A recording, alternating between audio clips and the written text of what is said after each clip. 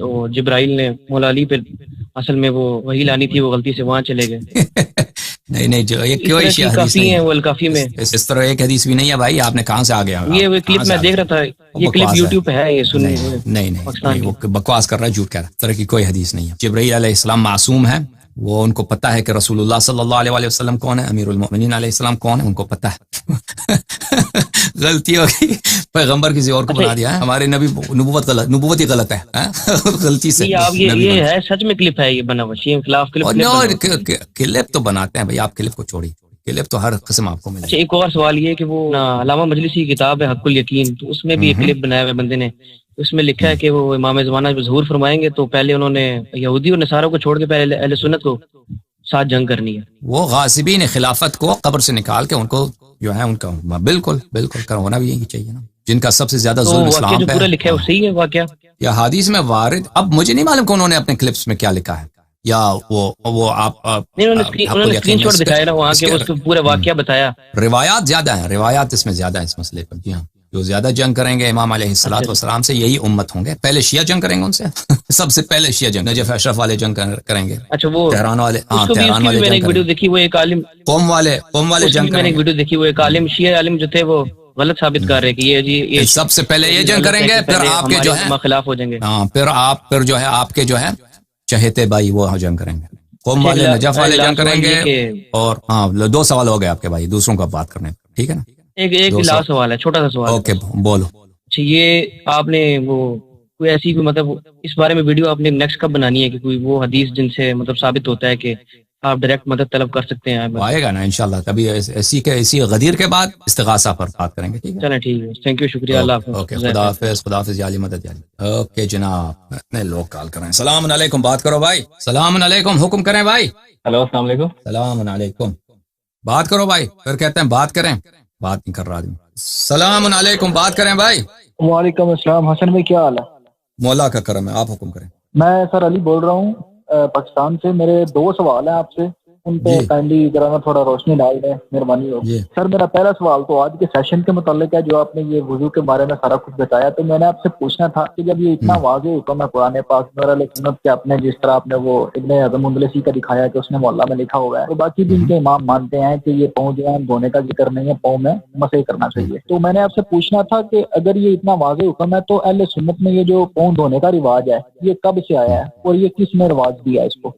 ایک بات یہ. اور دوسرا میں نے سر آپ سے میرا لاسٹ بولیں جی سر. اور دوسرا سر میرا سوال یہ تھا کہ ابو بکر کے بارے میں جو کہا جاتا ہے کہ ابو بکر نے منکرین زکوٰۃ کو جو ہے وہ مارا اور ان کے خلاف جہاد کیا، تو کیا اسلام میں کوئی اس طرح کی شک ہے کہ اگر کوئی زکوٰۃ کا انکار کر دے تو اس کو مار دو، یا پھر ابو بکر جن کو مارا کیا واقعی انہوں نے زکوٰۃ کا انکار کیا تھا؟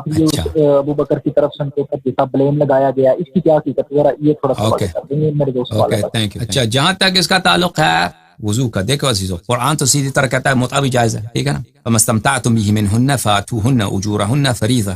جن عورتوں کے ساتھ تم متعہ کیا کرو تو ان کے اجرت بولتے ہیں تنخواہ کو، مہریہ کو، وہ دیا کرو. قرآن نے تو اس کو بھی واضح الفاظ میں کہہ دیا، اور ان کے احادیث میں صحیح احادیث میں یہی ہے کہ یہ متعہ کے شان میں نازل ہوئی ہے نا. قرآن مجید میں واضح طور پہ کہہ رہے ہیں کہ آپ پیروں کو مسح کیا. جماعت عمریہ کا کام صحابہ نے ختم کیا، خراب کیا. عثمان نے متعہ کے متعلق عمر نے اس نے حرام کر دیا، اور پیر دھونے والے کا جو چکر ہے اس نے عثمان نے شروع کر دیا، کیونکہ ان لوگوں کا ایمان ہی نہیں تھا کہ یہ پیغمبر ہیں. وہ کہتے تھے انہوں نے جو شریعت بنائی ہے اپنے بیٹھ کے گھر میں بیٹھ کے سوچ کے کہ بھائی اس طرح وضو کرو، اس طرح نماز پڑھو، ٹھیک ہے نا. ہم بھی نماز بناتے ہیں. وہ جو بنی ہاشم کا جو آدمی تھا جادوگر صلی اللہ علیہ وسلم، اس نے نماز بنایا، تو ہم کیوں نہیں نماز بنا سکتے؟ چلو تراویح پڑھو. اس نے متعہ بنایا ہے تو ہم متعہ کو ختم کرتے ہیں، کیا ہوا؟ ٹھیک ہے نا. اس نے کہا پیروں کو مسح کرو، ہم پیروں کو دھوتے ہیں. جب یہ ایمان ہی نہیں تھا نا. اگر ایمان ہوتا تو شریعت کو کوئی چینج نہیں کر سکتا، شریعت کو کوئی چینج نہیں کر سکتا. اب اس کے متعلق انشاءاللہ مزید توضیح آگے جا وضو کے متعلق اگر اللہ نے چاہا. مانعین زکوٰۃ کے متعلق اس میں سنن نسائی میں کئی ایک احادیث موجود ہیں کہ جب ابو بکر نے جنگ کرنا چاہا مانعین زکوٰۃ کے ساتھ، تو عمر نے ابو بکر پہ اعتراض کیا کہ یہ تو مسلمان ہیں، یہ تو کلمے پڑھتے ہیں، تو ان کے خلاف آپ کیوں جنگ لڑتے ہیں؟ ٹھیک ہے نا، کیوں جنگ لڑتے ہیں؟ ابو بکر کا جو جواب تھا وہ بہت عجیب. تو کہتا ہے کہ اگر میں ان سے زکوٰۃ نہ لوں تو میں حکومت کیسے چلاؤں؟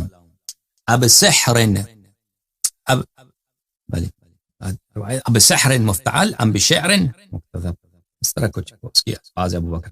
وہ کہتے ہیں کہ تو اگر میں ان سے زکوٰۃ نہ لوں تو حکومت کیا کیسے چلاؤں؟ کیا میرے پاس جھوٹے اشعار ہیں یا میرے پاس جو ہیں جھوٹے معجزات ہیں، جھوٹے جادو ہیں. تو اس میں واضح طور پہ آپ کو نظر آتا ہے کہ رسول اللہ صلی اللہ علیہ وسلم کی توہین کرتا ہے، کیونکہ رسول صلی اللہ علیہ وسلم کے پاس قرآن تھا، وہی تھا. قرآن جو تھا نا، ایک تو اللہ کی جانب سے کلام اللہ ہے، دوسری جانب اتنا خوبصورت، اتنا پیارا اور اتنا فصاحت و بلاغت اس میں تھا اور ہے. تو اس زمانے کے عرب جو بہت فصیح بلیغ تھے تو سنتے تھے ان پہ، ایسا ہے کہ وہ بالکل اپنے آپ کو کھو جاتے تھے، یعنی عاشق ہو جاتے تھے اس کلام کے، اتنا پیارا خوبصورت. سمجھ میں آ رہی ہے بات آپ؟ تو رسول صلی اللہ علیہ وسلم کے پاس دو چیزیں تھیں، ایک اعجاز معجزات تھے ان کے پاس، اور ایک ان کے پاس قرآن تھا. تو ابو بکر کہتا ہے کہ میرے پاس تو جادو بھی نہیں ہے اور میرے پاس جھوٹے اشعار بھی نہیں ہیں. واضح طور پہ کہہ رہا ہے. تو انشاءاللہ کہ معنی زکوٰۃ کے متعلق ہم کہہ رہے ہیں.